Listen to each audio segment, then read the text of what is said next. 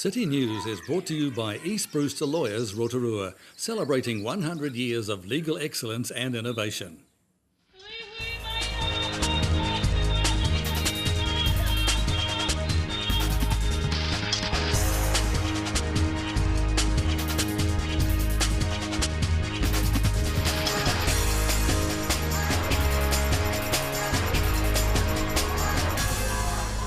Good evening, Rotorua. Tonight on City News, Mayor Steve Chadwick and Deputy Mayor Dave Donaldson are urging locals to sign up to the White Ribbon campaign.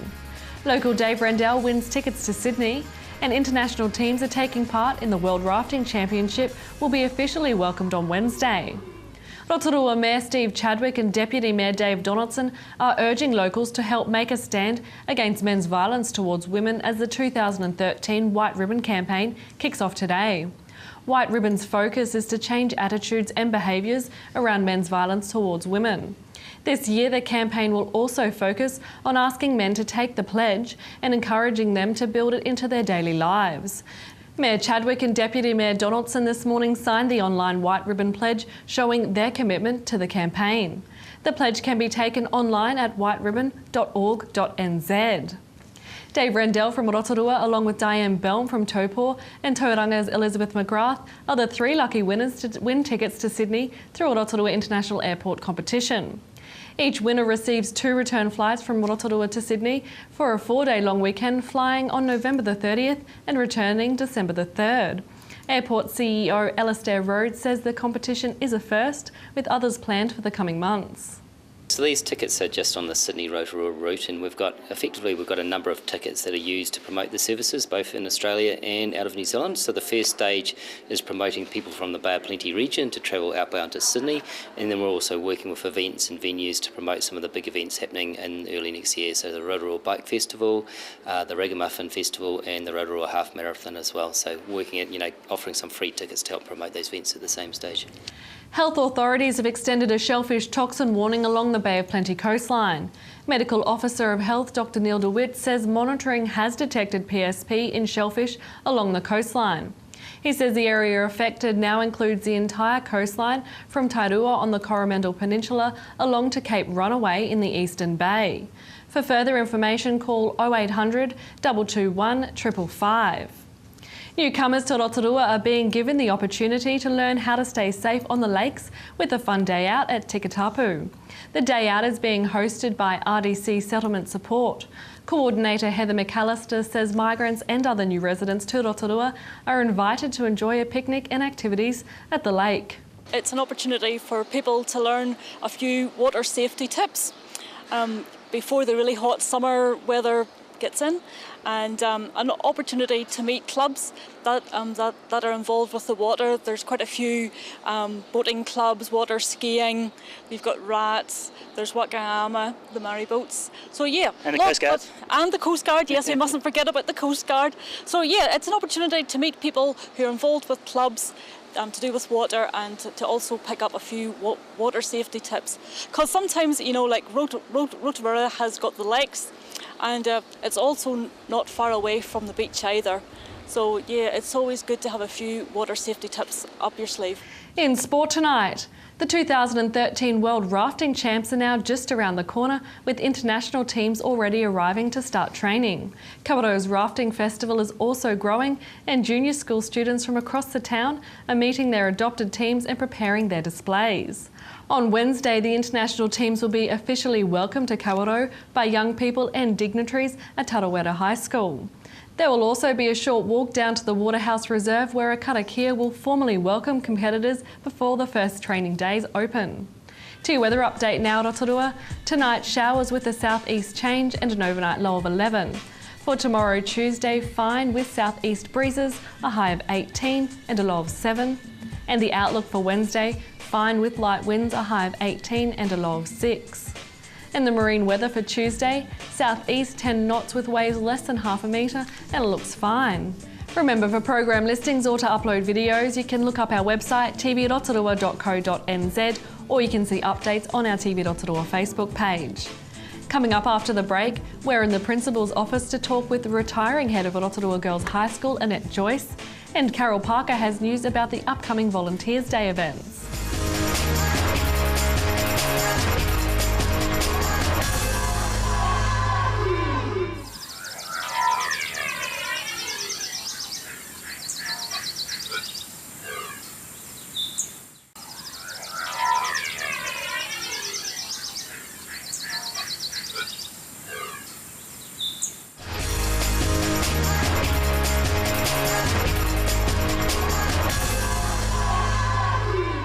Hilda, well, it's my pleasure to be in the office of a very famous woman in Rotorua.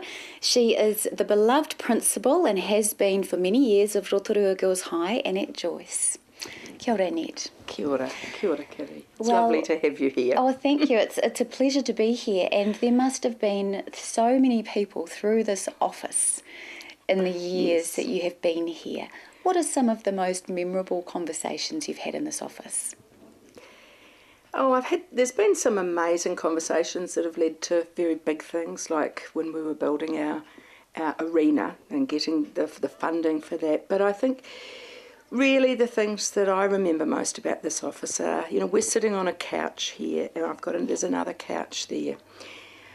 We purchased the couches. It was the first purchase I had as a principal of the school back in 1997. And that was because the office that I was in at that time had little straight upright chairs, and I knew that I was in a school I'd done a lot of my school teaching in girls' schools, and I know that you need to have lots of conversations, and always in the school, the discipline of the school has ended up as something called a principal's contract, where girls and their parents come and talk with me and my staff. And it's always positive, it's always about the future, not about what's gone wrong. But often there are tears, because everyone's got to be very honest with each other about where they're at and where they're going to head to. And so probably, the biggest things for me have been seeing girls come into this office who've, for whatever reason, they've gone down the wrong track, and they're not in a very good position, and often they come in thinking that they're going to be excluded from the school. And it doesn't always happen, but when you can have a really good conversation with young people, a young girl and her parents, and in the end we all understand where we're at, and that young woman wants to stay at school, wants to achieve, wants to put things right and then do well. For me, that's what it's all about. And every year I look at my prefects, my amazing young women who are just so empowered and so amazing, and always I can look at them and think, yeah, I know some of you were in my office in different situations in your younger days at school, and to see them come through. And so I think really in terms of what's happened in this office, for me it's been about creating situations and opportunities where young women can stay in school and can do well. And that's very important, isn't it? Our young women in school getting the qualification and being able to get on in life and not struggle. Yeah. What are the biggest challenges facing our young women in today's world? I guess the biggest things are the things that come from your own family and your community and your environment. And I've particularly noticed in the last 4 years how much harder life is for a lot of our girls. The economic situation, from 2008, 2009 onwards hasn't gone away. The hard times. There are still lots and lots of people who are really struggling. When you say struggling, Annette, because for some people they don't really know what struggling is, So what is struggling that you see without, Struggling is parents, families coming into town, often arriving in Rotorua, and they literally have nothing. No accommodation, no ready cash, and no family. The agencies support. Often they've come because there is some family here, but sometimes there's just no room. And so there's all sorts of issues that come with it. Sometimes they come and they've got good support networks with them, but there's still often they've arrived and marriages are broken up. So girls come into our school with a lot of baggage, and they have to understand that they can bring that here. This isn't a school where you drop everything at the gate and become a different person. we say to the girls that you bring in with you everything you've got, and that's part of your life. So when we can understand what's going on, when we can then help. It's not necessarily financial help, although sometimes it is, but it's about us understanding the situation and then being able to get different support agencies. And we have the most amazing people in Rotorua. I'd certainly like to continue talking about that, and we'll do that after the break.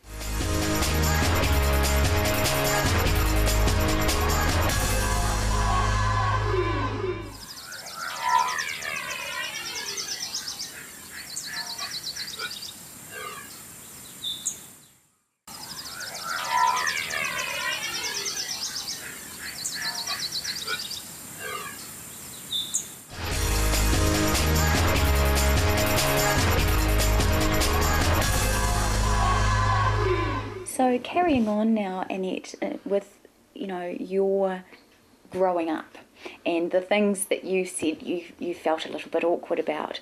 Obviously, you got through it and you became very successful in your own right, and then you were able to pass that success on. What has been the secret? What was it in you that got you past those hurdles? I think I was very lucky with my family. Family. Absolutely. And I mean, I had two big sisters, and I got a younger brother, 5 years younger than me. But there were, and a mum and a dad who unequivocally loved us, and lots of rallies around. And I was part of a family, and I never ever, within that family environment, no one ever thought that I was odd. I can remember being called, four eyes, goggle eyes, all those sorts of things.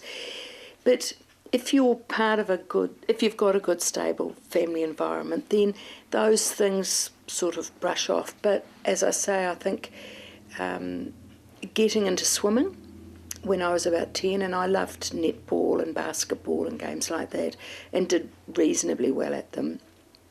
And I swam at a national level ultimately, and now I often think, when I think back, in those days, people praised you for what you did, but it's different to the way we look at the girls now. If there's something that they're doing that's really good, we really try to sort of develop that with them and to talk about that and to build around it. And I think that gives much more confidence to our girls. So it was the family, and it was sport, and it was, what I'm gathering, it was just being involved with other people, having support systems there. What would you suggest for parents that may be struggling with their children, particularly teenage girls, because that's your speciality? What are some tips that you could offer parents?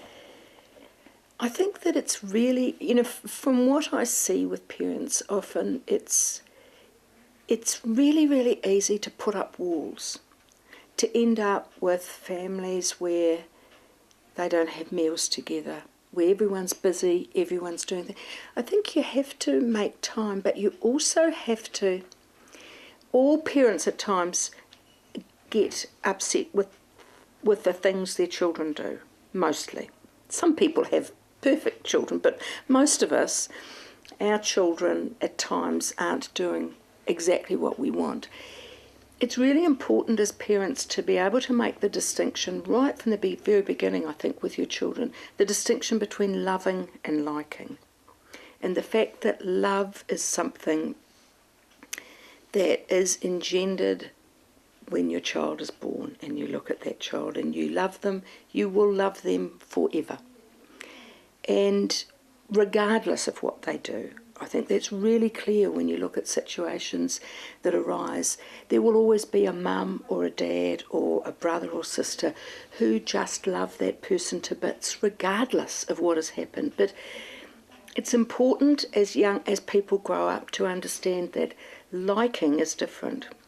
That you may not like the things your child does or is doing, but you will never stop loving. And I think that often when teenagers, when things start to go wrong, there's sort of, if they're not clear in their mind about the loving, which is always there and will never change, but if they're not really sure about that, then loving and liking get muddled up. And they think that actually their parents don't like them that much, and that becomes very difficult. And so for me, it's always important to be able to say to your child, your children, I love you. I don't like what you're doing, but I love you. I love you to bits, and I love you to the day I die. And I don't think we say that enough. My mum said that to me. Does she? Yes. She said that to me when I was 16 years old. Yeah. She said, Kitty, I love you, but I don't like you right now. Yes. So, and it's as clear as that. And you can, if you can see it, you can cope with what is going on. But often those sorts of conversations are all bound up with family relationships, where often, you know, these days I look at young people. I look at my son and my daughter-in-law with their two little children. You know, life is really so much harder than it was for us a generation ago. There are so many more things that bounce in on you. thank you very much. It's been quite insightful, actually. I take a few tips home with me for my teenage daughter. And I wish you the very best for your retirement. It's been a pleasure speaking with you this morning, Annette. Oh, Thank you. It's been lovely. Thank you for the Thank opportunity. you.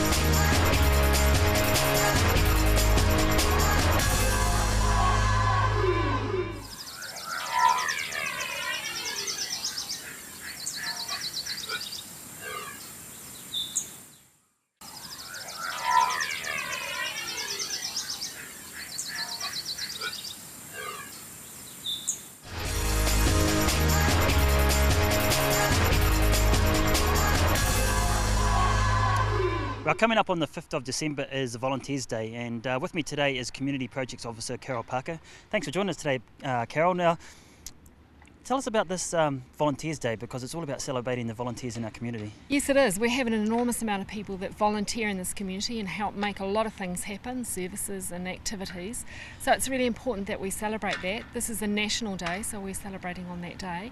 And as part of that day, we will celebrate with them and also offer them an opportunity to come together to share their wisdom and their expertise on the 3 R's of volunteering, which is recruiting, retaining and retiring volunteers. Those are the three key things about volunteering that people need to know about. Yeah. I guess the important thing about volunteers in our community and the country is if they didn't volunteer their time and their hours and the work that they do, then there'd be a lot of sports teams and a lot of kids missing out.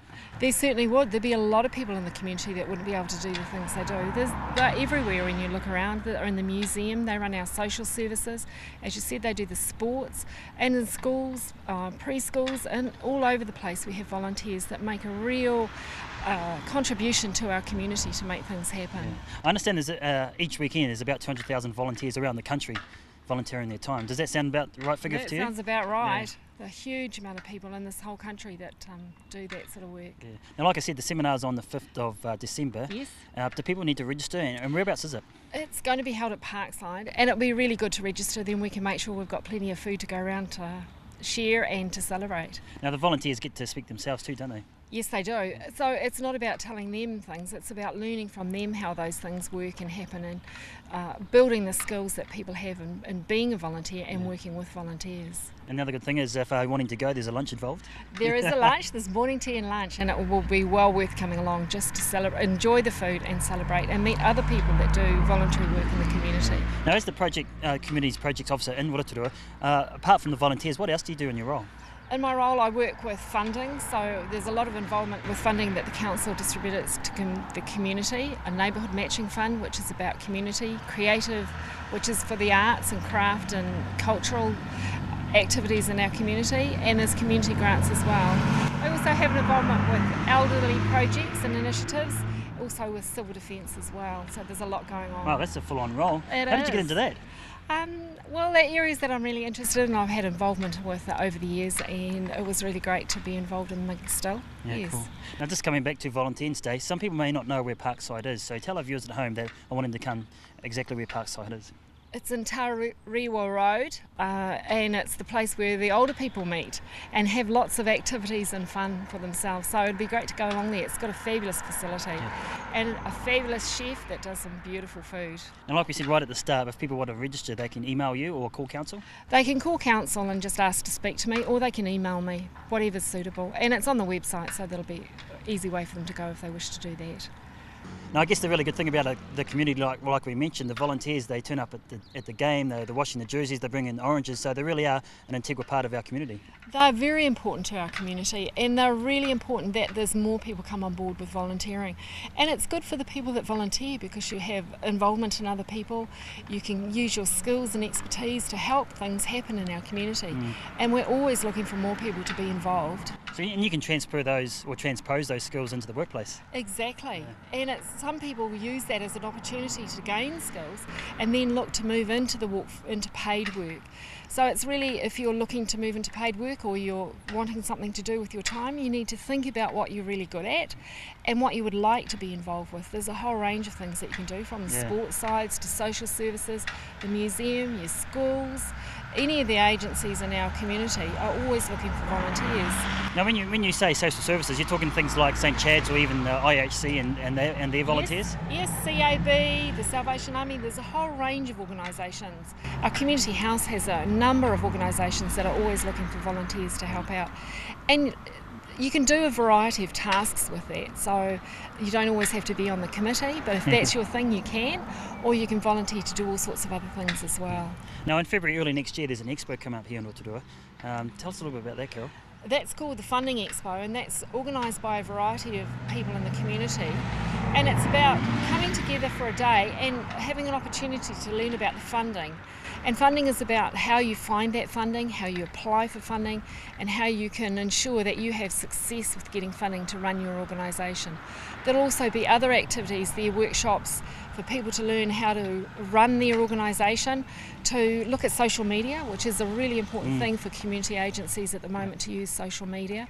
So there's a whole range of topics that people can come along and explore and gain more expertise in. Even if it's just a project, say for a youth group or something like that? Yes, anyone. It could be a sports group, youth group, church group. It doesn't matter who it is. If you're really interested in funding to make your organisation run, then this is the place you need to be. Now, I mentioned that's going to be happening in February. Have you got an exact date, and is it going to be held here at the council? It's not here at council, it's actually going to be at the convention centre because it's a big event and we get over 100 people attend that. Wow. It's a free event because it's sponsored, and it's sponsored by Bay Trust and Rotorua Trust, and so anyone can come along to it. It's an all-day event, so you just register with us, and those information will be coming out later in December. Cool. Well, we'll look forward to that. Thanks for your time, Carol. Thank you. That was Carol Parker talking with Alan Solomon. If you have any news or an event that TV Rotorua can support, you can call the station on 07 34 88 984 or email news@tvrotorua.co.nz. Thanks for watching tonight. From all the team here at City News, Pomaria.